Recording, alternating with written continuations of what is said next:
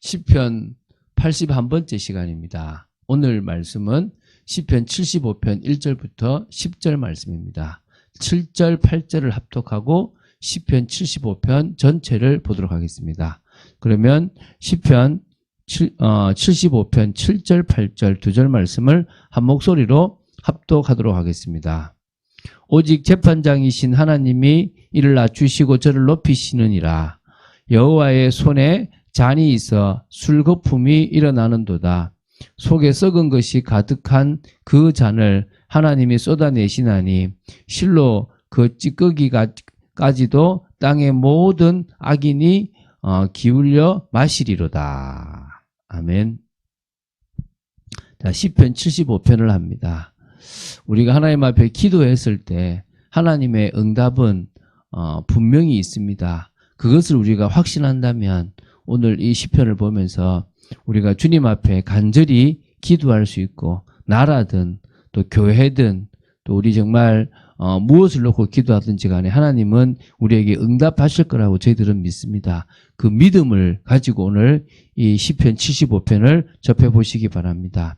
시편 75편은 시편 제3권에서 아삽이나 아삽의 후손들이 성전 예배용으로 지었거나 편집하여 모은 시들인 73편부터 83편까지 이어지는 시들 가운데서 세 번째 시로서요, 찬양시로 분류된다고 보시면 됩니다. 형식상. 그러니까 찬양이라고 보시면 됩니다. 이 본시는 하나님의 공의로운 심판을 소망하는 가운데 교만한 악인의 궁극적 멸망과 그리고 정말 의인의 궁극적 승리에 대하여 노래하고 있는 그런 시라고 보시면 됩니다. 그러니까 결국은 의인이 핍박을 받고 문제 속에 있지만 승리하게 돼 있다는 거예요. 오늘 여러분 확신하십시오. 여러분은 분명히 승리하게 되어 있습니다. 지금 핍박, 지금 어려움이 전부가 아니라고 보시면 됩니다. 자, 저작 배경에 대해서는 명확하지 않지만 여러 설이 있어요. 남유다 아사왕 때 세라 휘하의 그 백만 구수군의 침공이었던 역대하 14장에 대한 그런 배경이 있다라고 보기도 하고요. 히스기야 때에 아수르의 사네립의 그 침공 때 있었다라고 보기도 하고요. 또 유다 사람들의 이 바벨론 포로 등을 제시하기도 합니다. 그 중에서 이 히스기야 왕 때 이 사네립 침공이 저작 배경으로 가장 좀 유력하다고 보고요. 우리도 그 유력한 견해를 따라서 보도록 하겠습니다. 그래서 이 본시의 저자로 언급된 아삽은 그러면 히스기야 때이기 때문에 시편 74편과 마찬가지로 다윗 시대의 아삽이 아니고 아삽의 자손 가운데 한 사람으로 보는 것이 맞겠죠. 그죠? 그리고 저작 배경의 그 시대는 사네립의 그 침공 때 응답받은 바로 그때 이제 하나님의 응답을 받고 썼다라고 보시면 됩니다. 자, 이 시편 75편은 구성면에서 첫 절과 마지막 두 절이 하나님께 대한 찬양으로 이루어져 있어서 이런 시를 여러분 시를 배울 때 아실 겁니다. 수미쌍관법이라는 거 아시죠? 앞뒤가 똑같다. 그래서 그렇게 봅니다. 그래서 그럼 중간에 언급된 내용, 다시 말하면 하나님이 이 세상의 주관자요 심판자이심으로 인하여 마땅히 찬양받으셔야 함을 강조하기 위하여 표현된 어떤 기법으로 시작과 끝이 찬양으로 이렇게 되어져 있습니다. 또 이외에도 이 몇 가지 또 특징들이 좀 더 있는데요. 하나님께서 직접 주신 말씀이 2절부터 5절에 나타나 있고요. 그리고 한나의 기도나 마리아의 찬양과 같은 유사한 내용들도 이 시에 나타나 있다는 특징이 있습니다. 자, 그리고 본시가 74편 뒤에 배치되어 있는 것은 좀 다분히 이 편집자의 의도가 있다라고 그래요. 그러니까 시기적으로 볼 때는 시편 74편보다 그 저작 시기가 빠르다고 볼 수 있습니다. 그러나 내용면으로 볼 때 시편 74편은 주의 대적의 소리를 잊지 말라라고 하는 그런 시의 내용이라면 이 75편은 그 74편의 그 응답하소서라는 것의 그 응답, 다시 말하면 하나님이 응답했다라는 것에 대한 그런 부분으로 볼 수 있습니다. 그래서 좀 무슨 내용인지 한번 보면 좀 이해가 될 겁니다. 그래서 시편 75편은 세부적으로 본다면 크게 네 부분으로 좀 볼 수가 있습니다. 첫 번째가 1절입니다. 본시 전체 서론이라고 보시면 되고요. 하나님의 구원이 가까이 이르렀음으로 인하여 하나님께 감사 찬양하는 그런 내용입니다. 하나님이여 우리가 주께 감사하고 감사함은 주의 이름이 가까움이라 사람들이 주의 기이한 일들을 전파하나이다. 이렇게 얘기합니다. 그러니까 주께 감사하고 감사한다라는 고백이 있죠. 이유가 뭐냐면 주의 이름이 가까움이라, 그러니까 주의 그 능력이 하나님의 역사가 우리에게 임박했다 이 말입니다. 이게 이제 10절에서 언급하고 있는 것처럼 악인의 뿔을 다 베고 의인의 뿔을 높이고 악인과 의인에 대한 공의로운 심판이 이루어진다는 거예요. 그러니까 무슨 말이냐면 히스기야 시대 때 사네립의 침공에 대한 거잖아요. 그러면은 히스기야 왕은 그때 마지막으로 다른 방법 쓰다가 안 돼서 사네립이 쓴 편지를 하나님 앞에 놔두고 하나님 앞에 간절히 기도를 합니다. 그 이후에 이사야 선지자로부터 하나님께서 사네립의 교만을 꺾으실 것이라는 말을 듣게 됩니다. 그때 그 이후에 이 시가 지어졌다는 거예요. 그래서 뭐냐면 시인은 사네립에 대한 하나님의 심판의 때가 가까이 이르렀음을 알고 하나님께 감사하고 또 감사하는, 그래서 지금 뭐란 말입니까? 주의 이름이 가까움이라 하나님의 역사의 그 시간표가 임박했다. 이제 이걸 말하는 거예요. 2절부터 5절입니다. 1절에서 하나님께 감사하며 찬양하게 된 이유로서 하나님께서 악인에 대하여 종말론적 심판을 예고하셨음을 직접 합법으로 좀 소개하는 내용입니다. 그래서 2절부터 5절에 나오는 악인에 대한 하나님의 심판 예고는 아마도 이사야 선지자가 히스기야 왕에게 전달한 하나님의 메시지를 시인이 좀 나름대로 재구성했다고 보시면 돼요.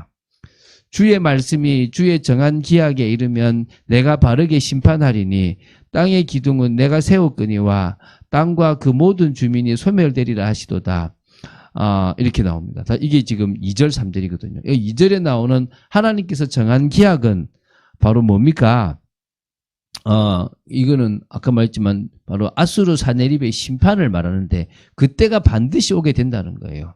그래서 정한 기약이 이르러 반드시 심판을 받게 되는 것처럼 이 시대에도 하나님은 반드시 악인에 대한 심판과 의인에 대한 하나님의 역사를 이루신다는 것입니다. 3절에 1차적으로는 하나님께서 공의로 아수르 군대를 심판하여 그들이 쓰러질 때에도 하나님의 백성은 든든히 서게 될 것임을 예언한 것이라고 보고요.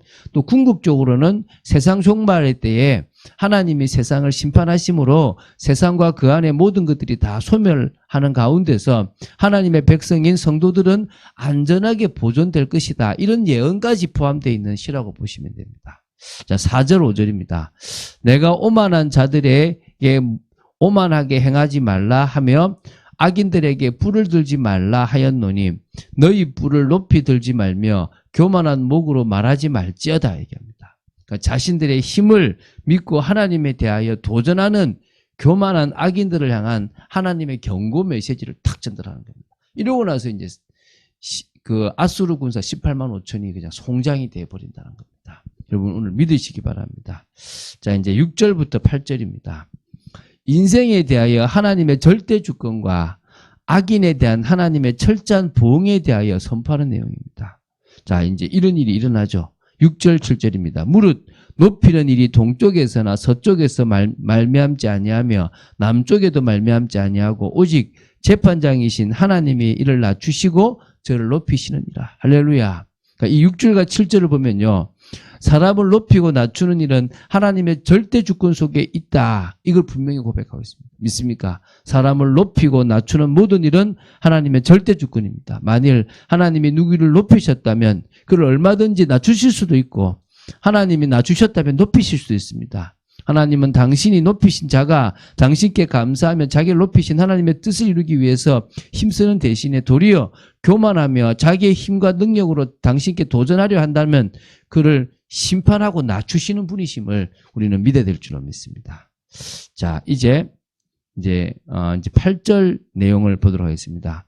여호와의 손에 잔이 있어 술거품이 일어나는도다. 속에 썩은 것이 가득한 그 잔을 하나님이 쏟아내시나니 실로 그 찌꺼기까지도 땅의 모든 악인이 기울여 마시리로다. 이렇게 얘기했습니다. 그러니까 이게 술거품이 일어난다라는 이런 표현은요, 술이 바르기가 되어 거품이 일듯이 하나님의 잔 속에 담긴 진노가 오랫동안 계속되어 그 진노가 넘칠 정도로 극에 달했다라는 것을 표현하는 거고요. 속에 썩은 것이 가득하다라는 말은 술을 다른 술이나 향료와 섞어서 독하게 하는 것을 의미하는 그런 의미랍니다. 그래서 하나님의 진노의 심판이 맹렬하고 처절하게 임할 것임을 나타낸 것으로 보시면 되고요. 8절에는요. 그만큼 하나님의 무서운 진노가 임하기 전에 하나님을 향한 교만을 거두고 돌이킬 것을 경고하고 그런 부분들이 지금 나오는 거예요. 한마디로 하나님은 분명히 심판하시고 그 심판의 때가 아주 심하다는 것을 이야기하는 겁니다. 자, 이제 끝으로 9절, 10절입니다. 하나님의 공의로운 심판을 확실하면서 1절에 이어서 다시 한번 하나님을 찬양하는 내용이 이제 10절에 있죠. 그래서 9절에 이렇게 나옵니다. 나는 야곱의 하나님을 영원히 선포하며 찬양하며 또 악인들의 불을 다 베고 의인의 불은 높이 들리로다. 야곱의 하나님이라는 것은 이스라엘의 하나님, 그리고 연약하지만 지금 불신앙하는 것처럼 보이지만 하나님이 끝까지 책임지고 지키는 그런 야곱의 하나님이십니다. 그래서 오늘 정말 자기의 택한 백성에 대한 하나님의 보호와 구원의 확실성을 사실적으로 강조하고 있습니다. 그래서 우리는 높이 들게 돼 있는 주님을 바라보게 돼 있습니다. 여러분, 하나님의 심판은 반드시 있습니다. 그리고 악이 아무리 강하고 적들이 아무리 강하다고 해도 걱정할 필요가 없습니다. 하나님 앞에 믿음으로 서면 되는 것입니다. 정말 성령의 인도를 좀 구체적으로 받는 축복의 여러분들 되시기 바라고, 또 오히려 낙심하지 말고 우리가 늘 믿음으로 나아가고 지금 이 순간에 가장 올바른 선택을 하는 여러분 되시기를 주 예수 그리스도 이름으로 축원드립니다. 주는 그리스도시요 살아계신 하나님의 아들이심을 고백합니다. 오늘도 말씀 따라가는 축복 속에 있도록 저희들을 지켜주시고, 정말 저희들이 하나님 앞에 기억해달라고 했던 그 부분에 응답이 반드시 있음을 믿고 오늘도 믿음으로 나아가는 저희들 되게 하시며, 또한 저희들이 늘 하나님 앞에 믿음으로 서서 의를 인정받는 그런 귀한 사람들로 세워지도록 지켜주시옵소서. 복음 속으로 깊이 들어가는 저희들 되기를 간절히 소원합니다. 주 예수 그리스도 이름으로 기도드립니다. 아멘.